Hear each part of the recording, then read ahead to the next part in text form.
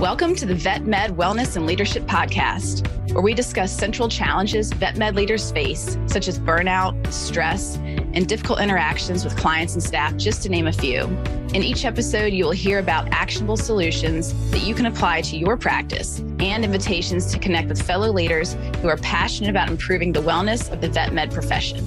By subscribing, liking, commenting, or sharing this podcast, you are helping more veterinary professionals find the resources shared in these episodes. Thank you in advance for listening and supporting this show. I hope you enjoy it.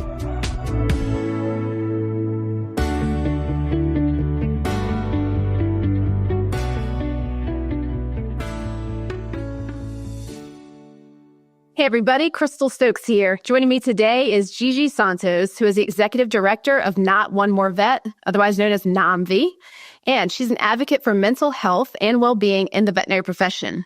With extensive experience in organizational strategy, partnership, and community engagement, she works to create supportive spaces that promote resilience and collaboration. Gigi is also passionate about advancing initiatives that strengthen both individuals and the organizations that serve them. So Gigi, I am so happy to have you on today. Thank you, Crystal. So excited to be here. Thanks. Wonderful. Well, and I know that just for listeners, we have a little thunderstorm going on. So if you hear any glitches, it's the weather, but we really want to do this podcast in honor of September. I think it's a perfect time to discuss all things NOMV. So I think maybe we should just start with the origin of, how you came to NOMV and what does it mean to you? Absolutely. Thank you, Crystal. Yeah. So I didn't know much about NOMV. I worked in mental health and well-being, as you stated, and I love working in organizations and organizational change and community development. So I kept seeing this ad. They had a wonderful executive director prior to me who had decided to make a life change. And I kept seeing it and I was like, what is this? It keeps coming across my desk. And so I put it into the universe. And luckily I was given the opportunity to meet the board and the team and they brought me on. And I think the reason that they did is NOMV's almost 11 years old. In October, we turn 11 and they were looking for someone who had that experience both with mental health, but also with organizational development. How do we sustain NOMV with all the wonderful programs that have been brought on, as well as what do we do to ensure that we're meeting our mission?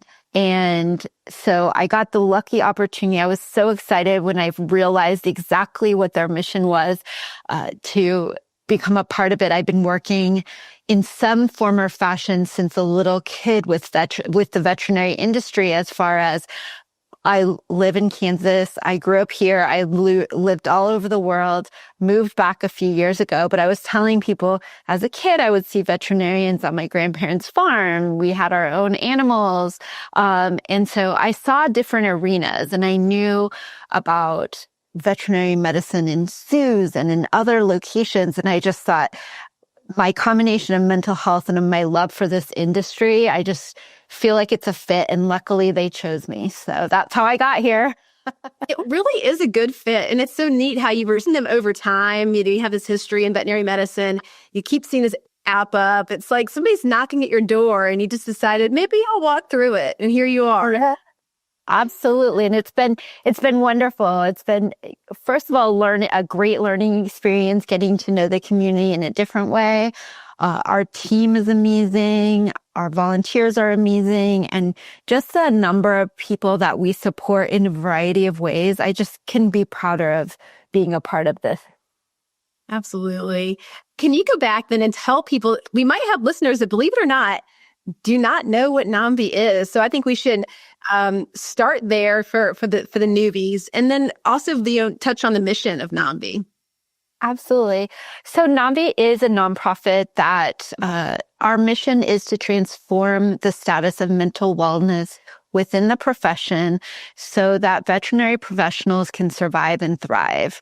That's a big thing. We do it in 3 ways: education, support, and resources. Unfortunately, our beginnings were based on something rather sad, in that the industry lost Dr. Sophia Yin in October 2014. Unfortunately, Dr. Yin died by suicide. And that catalyst, Dr. Nicole MacArthur and some others, to come together and say, hey, we need a place to chat. We need a place where we can talk about what's going on and the woes and the great things about our industry. What can we do to support each other? So she started a forum where she invited vets, and then they invited their colleagues, and then they just started talking to see what was going on. And now that forum has reached over 40,000 individuals. And we also have a forum for support staff, and we do a lot of work with students. So we went from that veterinary focus all the way through that. And then what I'm really proud of is they kept hitting niches where they were like, let's grow a little bit. And so they got their 501(c) status here in the US, began reaching out even more. Finally, in late 2019, early 2020, decided to hire their first staff member, which was my predecessor. Then she helped them grow and support and really solidify programming. And there's so many things that we do now that just reach and touch people in different ways. So that is how NOMV came to be. And what's really great about NOMV is it hits all parts of the industry and those that are served by the industry, which is what really brings me to the table, right? I'm not a veterinarian. I'm not a tech. I am a therapist. I do run this nonprofit, but I have the other side of working with these individuals. And I always tell people that I am the type of person, as soon as stress happens, tears run down my face. So my veterinary team, they know if they're going to tell me something stressful, I'm likely going to tear up. It's not them, it's me. But having that great rapport with them is what helps both of us feel better in that moment. So, yeah. It's a beautiful story, and how much NOMV has evolved over time. It was in response to a tragedy. The timing was right, that people needed a place to come together and to talk. And as we talked, like you mentioned, we're not just looking at the woes, we're also looking at what we love about veterinary medicine and how to build more of that. Like thriving was another word that you used earlier, how to thrive in veterinary medicine, and holding the idea that is actually possible. I think that some people kind of feel hopeless. And so having organizations like NOMV that have an amazing group of people come together, volunteers as well as team members, to say, no, this is absolutely possible. And here we are, and we are putting together resources and education and support to help you all get there. So I'd love to talk more about the programming, what you all have to offer, how that's kind of changed over time to where we are today. Absolutely. So again, we offer in 3 arenas to help people thrive. Not only survive, but thrive. We educate, we provide resources, and we provide support. And so the way that I present this every single time is education means getting out there, letting people know that there's resources available, giving skill building workshops, having simplified resources. One of the best things about NOMV is I think we take complicated information and make it user friendly in the moment. When you're in crisis, when you're not feeling well, when you're stressed, the last thing you need to do is read another academic book. And so we help to make it easy, synthesize good information that people have put together, and really look at how we can help build skills for the veterinary community. And then resources. So our resources program is really a unique arena in that we provide grants to individuals who are in the veterinary industry, who are having challenges in housing, transportation, or food, so insecurities in those areas, or need some support getting mental health or medical care. So we give grants for individuals up to $500 to help them. We all know Maslow's hierarchy of needs. Let's make those basic needs, and that just helps you get a little closer to making everything else a little better. Right. And then we do our emergency grants, which are to clinics, hospitals, and generally that's happening, storm-torn situations. We want to help them stay open when they've had some incident that's making it challenging for them to do their job. So last year was it last year, earlier during the Los Angeles fires? I'm losing my dates here, but we gave some funds just to help people be able to really help the animals, serve the community while that was happening. Then, as far as support, we're big on peer support. We started as a peer support program with those forums, and we continue those. They are run by volunteers who try to help mitigate and make sure it's a positive environment. But there are challenges in there where people bring difficult things, and so people can share their experiences and help lift people up. But then we have two other wonderful programs. One is called Lifeboat. It's an asynchronous, anonymous online support program. So if you're not interested in getting on a forum and having your name out there, you can sign up for Lifeboat. And we have trained peers who are supported by mental health professionals who can help talk through situations. I always say it's like, remember going to your high school counselor, but this way you get to do it like anonymously. So someone just helping you think through what's going on in your life and maybe what they've been through. And then our most recent program is called Veterinary Mental Health Support. This is an amazing program supported by Zoetis, but also by the community at large, in which we provide psychoeducational support groups and individual groups free of charge to the veterinary community, facilitated by trained professionals. So those are some of the ways we help. That education piece is so huge because that's what sort of links all the other pieces together. And then just our millions of volunteers. I always say millions because everybody who talks about us, I consider a volunteer because that helps spread our message. So that's a bit about what we do. There's more intricacies, but that's overarching. Yeah. And I would really ask those that are listening to really check out the website. So I'm on the website right now, just browsing around, and it was very easy to find resources. So let's say I'm a hospital administrator, practice manager, or maybe I'm just somebody who wants resources for myself. Like personally, I'm kind of, I'm struggling a little bit right now, and I wouldn't mind, grabbing some resources. So on your website, very, very easy to find, wonderful resources. I'm like, ooh, I want to read that one. Cultivating Belonging and Well-Being. Okay. A DBT workbook is pending. I love DBT. It's so great for like emotional regulation. And how do we deal with all of these feelings that we have? How do we tolerate the distress of a terrible day? We have a poster for the waiting room, a whole nother area with just tons of resources, mindfulness resources, self-care. So the umbrella is huge. And I think that I love websites that are easy to navigate.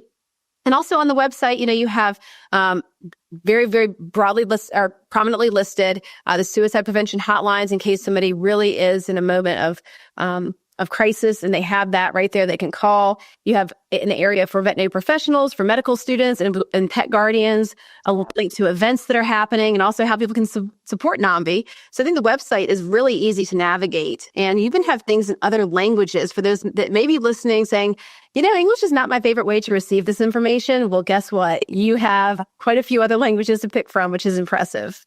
And we're always trying to build that. And I would be remiss if I didn't point out a program that I did not clearly state. It's called Clear Blueprint. It's a practice certification program. And it's an amazing program because what it does is it allows you as a team to assess where you are with mental well-being and support within your clinic or your hospital setting or zoo setting, whatever your setting might be, as long as it's in veterinary health. We help you by assessing that culture. Then we give you feedback on what comes out of that. And then we work alongside you with coaching as well as resources to help improve the areas that you need to or sustain the wonderful atmosphere that you already have. I think that is one of my most favorite resources that you provide. So I've heard the most about it. Can you share a little bit more about that? Let's help people envision what it would be like if they signed up to do this. What's it like the first steps of starting, and what's the timeline like? Let's say the clinic, we are really, really, really, really busy. So get everybody together to do these things is like herding cats on fire, but by golly, we are going to do it. So maybe let's frame it up a little bit so those listening can imagine it. Absolutely. So I'm not the best person to frame it because other people do all the hard work, but here's what I know. Basically, your initial is somebody in your clinic or a team meet with us and say, yes, this is what we want to do after we share how it works. Then your team signs up. You have one person who's the lead, and they help make sure that people get the surveys, etc. Surveys can be done at your own leisure, so everybody doesn't have to be in the same room at the same time. It allows you to do that. And we ask that you spend no less than 6 months and no longer than 18 months in that survey session. So you can get good information. We don't want you to walk in the door and be like, everything's done in 7 days and everybody finished, because that means we didn't think it through. Or give really the insight that we want. And so we have a cheerleader who helps make that happen in each of the clinics. Our team is there to support them. And then we come back to usually a smaller team and give them that overview of, here's what the assessment found out. Here's the places where you rock. Here's places where there's challenges, but here's some fixes. And, let's end with a positive, like you are doing these things great. And then what would happen from there is the clinic and our team would say, okay, there's some resources that we have available for the team members and leadership, everybody and that's another thing that you need to know. 80% of the team has to participate. So we don't do it unless 80% participate. We want to get a good broad not just leadership, not just the front desk staff, but all throughout whatever setting you're in. And then we work with you to come up with ideas. Let's say there's an area you're struggling in and you need some variety of, it's just you're at a stopping point. And maybe it's something about finances. And we know one set of staff are living paycheck to paycheck and it's just stressful. But yet, our bottom line is very tight. So we might work with you on how do you adjust something to help that increase that line staff pay or something like that. Another team that I know I've talked to, they had real issues with some leadership being very, let's say, demanding.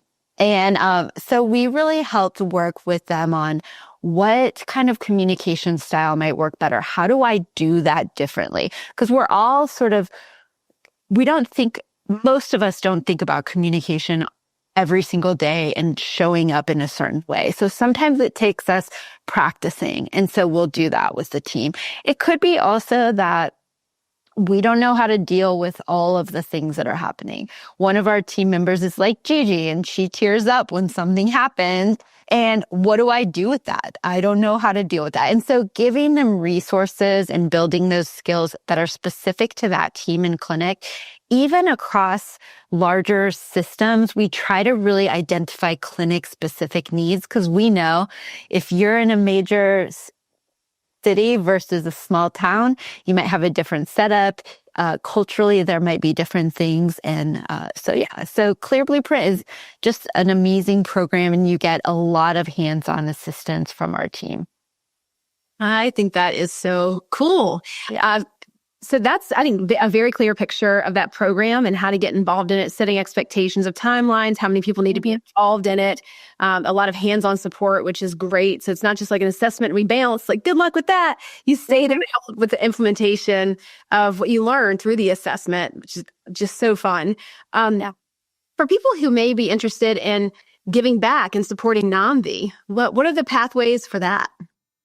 Oh, yes. Thank you. This is always one. Well, there's always financial donations. We're always interested in how can we sustain this? And we do it all through generous partnerships and donations. So that's one way.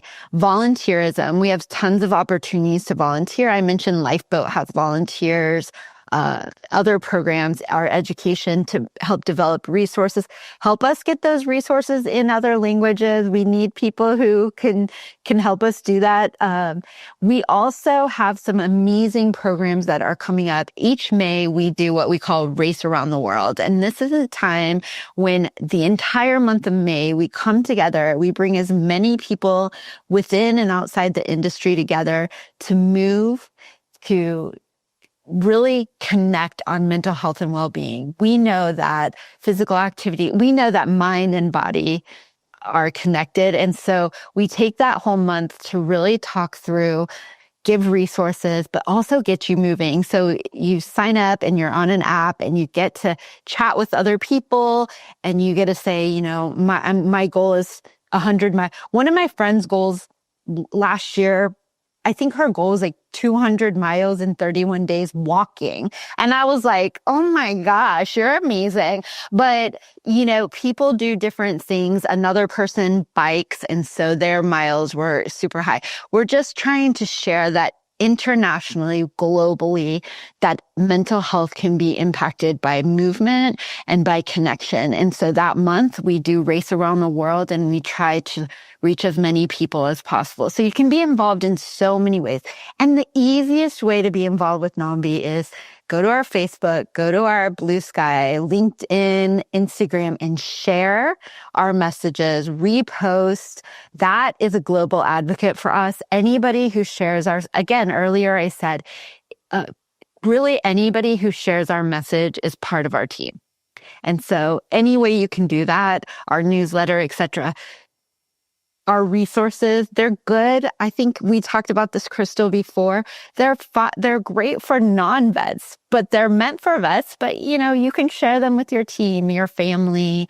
You can learn from them. And so those are some of the ways that I think are best and easiest to get involved with NOMV. Because sharing is caring after all. Absolutely. Hey, and actually, I wish I would have said that. Yes. Absolutely. Yeah. Well, I just sit here and think of like, clever things to say for the podcast. That's my job. And I also feel like that idea of sharing it outside of vet med is wonderful because it brings awareness. I can't even tell you how many times when people say, Crystal, like, what do you do for work? And I describe what we do with Full Circle. And the story that brought me in to working with veterinarians again after leaving vet med as a technician was a veterinarian that died by suicide. That was my entry point back into veterinary medicine, and that was the origin of Full Circle Lab. And people who are, I'd say general population, their jaw drops, their eyes get big, and they say, what? Is that a thing? So there's a lot that people don't know about what happens behind the scenes within clinics and the challenges that we face day to day, as well as the reasons we're here, like what drives us, what lights us up, the passion behind the work. And I think that when there's more transparency there about people seeing resources like what NOMV has, it reminds us that we're all humans, okay? And we are really pulling together to do the best we can to support animals around the world. And humans that support animals wouldn't mind some love too. Right. 100%. And how we interface and how we prepare to work with our veterinarian, whether it's an equine vet, whether it's a companion animal vet. I hear stories of vets, driving out to a field where they have their animals and the animals are still roaming. And then that stressfulness that comes up, or even like I said, myself being someone who, during stressful moments tears up, being prepared and being able to say to my vet, when stressful things happen, sometimes this is my reaction. It helps them prepare and let them know that I'm not expecting anything from them. It's just my response. And so I've thought a lot about that over the past year and a half. How do I show up? How do we show up to interface with our vets?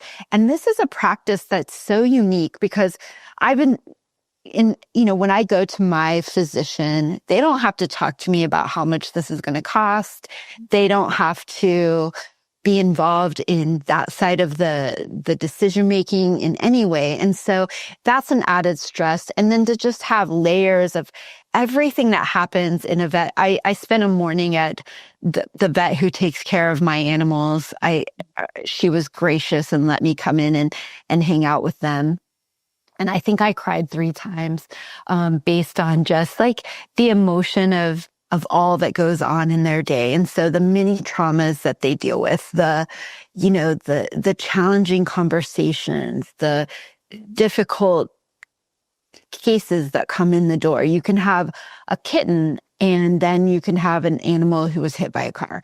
And it's just a very traumatic situation to go through, and especially when we know everybody who came into this profession did it because they love those animals that they care for. And, Absolutely. You summarize it so well. And I think it's so nice to have the perspective of someone who does feel their emotions. And like you said, you tear up when you feel something, because I think we need a bit more of that permission within veterinary medicine. And I speak as, the position I was in as a technician was overnight ER. And this was about 20 years ago, and I was not a therapist at that point, obviously. And the culture that we had is that you don't cry. You get through it, you do your job, and then you go home. Then you come back and you do it again. And feelings weren't really a factor of the work. We didn't have time or bandwidth to do that. And I think that's part of the big occurrence of compassion fatigue that we see that many people succumb to. If we don't have a way to work through these things, well, your clinic is going to struggle. And I was just at IVEX giving a talk on leadership development planning. And within that planning, I have competencies that I really like to promote when you're making a plan. And I think people are often thinking of leadership development plans of the hard skills, like the high advanced technical skills or medical director skills. And I'm saying, no, I'm going to let you all take care of that. We at Full Circle really actually focus on the things we're talking about, such as psychological safety, emotional intelligence. I also really love the work of Aaliyah Crum at Yale, who does a lot around our mindset and our perception of things like stress. And if we perceive all stress to be, in quote, toxic, that it's breaking us down and ruining our life, well, then that will be true. And if we perceive stress to be more of a stress, a stress that can make us stronger, that helps us grow, that we like a good challenge, that we pull together as a team, it actually unites us, then we can come out of the day feeling completely different about the exact same stressor. So there's so many layers to this. And I can tell you and I could get super nerdy for like 5 hours straight. Sure. On all that kind of are under the umbrella of supporting the humans within vet. It's a wonderful. Yeah. It's a wonderful topic. And you're right. We don't talk about it enough. And I love that Full Circle does the soft skills at every level, because I'm a leadership at all level kind of gal. I think everybody has a role, right? And how many times people come to me and say, in academia or in, whatever kind of setting, I don't have a voice because blah, blah, blah. Well, I was just at the Zoo Association's conference like 2 weeks ago. And one thing that came up there over and over and over again is everybody in that zoo setting. Like, I just learned the real difference between what the vet does, the tech does, the keeper, all of that good stuff. It's amazing. And so in that realm, having a voice, and in your clinic, giving a voice and opening a voice to all the people. So I have 3 Boston Terriers and 2 cats. And I'll just tell you a quick story. So 2 of the Bostons are totally fine. They love the vet. They go, they like chill, they say hi, they kiss, they hug. And one of them, she needs medication. She just does not enjoy this. And the way that the team, knowing her after this time, the vet who doesn't see her as long as the other team members listens to them. This is how Izzy works. I've seen her do this before. Like, can we do it this way?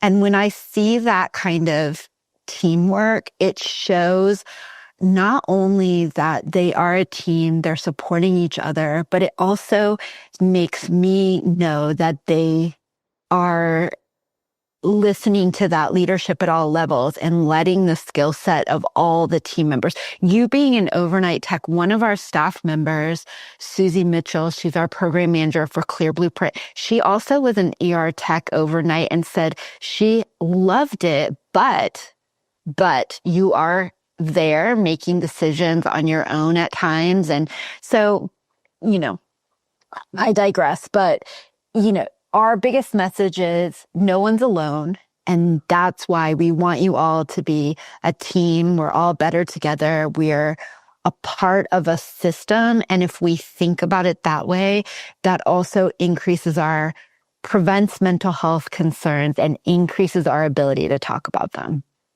I think that is a perfect way to tie this whole thing into a bow. What you just said, I'll echo it again. You just said we're not alone, and we really are better together. And I think that's so central to what NOMV is doing. I'm really proud of you all for the work that you've done. I wish that this had existed when I was a little munchkin, because I think it would have made a big difference in my trajectory. And if you get the word out there to more and more people to just check it out. Maybe check it out before we're in a moment of crisis. Just these things are great for people that are feeling great and just want to learn more. So I think that that's also a message that I really want to send. I kind of feel like sometimes out there in the ether, people think of NOMV just for one specific thing. They don't realize all that is really available through NOMV. So I want to really ask people that are listening today, talk about it, bring it to your clinics, explore it yourself, share it with your friends and family. And then please put on your calendar, right? May, Race Around the World, because how fun to participate in. I'm going to put it on my calendar. That sounds awesome. Absolutely. And you can participate as an individual. You can have your family. You can have your clinic team. You can do whatever you want. The biggest thing is just to show up, and you get resources and information, and you get to know different people. And so, we're in it together. We want people to have those connections. One of the best ways to maintain your mental health is to have connection. And so I appreciate, Crystal, you all inviting me here to share. And I feel like now we have a good connection, and I can't wait to see where that goes and what happens with Full Circle and all of the other things that are happening out there. It's just amazing to me. I wasn't in vet med 11 years ago when NOMV was founded, but what I've seen, even in the last year and a half, but what I've seen statistically and over time and talking to people is, in this time, people like yourself who have experience, they're coming to the table, they're bringing that experience in, helping others. And we're here to do that. And we're all here to be a team to support everyone. And so I hope that any connection that we can make will help everyone feel better and know that they're not alone. Absolutely. Beautifully said. I think that it takes a village, and it's nice to know that we're all out there together, trying to pull in the same direction, uniting forces. And I really look forward to just watching you all grow. And for those listening today, if they want to connect with you, what are the best ways for them to do that? You mentioned social media. Are there any other places they should go? Sure. Our website, social media, Facebook, Instagram, LinkedIn, Blue Sky. We have all of those. Info@nomv.org is a great way to reach out, just to be like, I don't know what I need, but here's the question or something. We'll get back to you. Our website has a lot of great portals. We have a newsletter that you can sign up for. Invite us to speak. We talk about some of the things that we've talked about today. We create opportunities to share information. I just mailed a packet out to an organization today that was like, I just want information to have around. And I was like, here you go. Here's a little bit of stuff. So however works for you, we're happy to engage and learn and share, and hope to make it just a little bit better every day. Great. Well, Gigi, I will put all of that in the show notes so it's easy to find. So those of you who are driving or otherwise occupied, just go to the show notes at the end of this episode and you'll find everything there. And Gigi, thanks again so much for being on for you today. It was really, really fun. It was really fun, Crystal. Thanks again for having myself and NOMV, and anything we can do, please let us know. Will do. Thank you. Thank you. Thank you for joining me today. I hope that you feel stoked after listening to this episode. And as always, I would love to hear your comments and feedback. Is there a topic that you want to know more about? Please let me know. And thank you again for subscribing and sharing your favorite episodes with others. It really means a lot.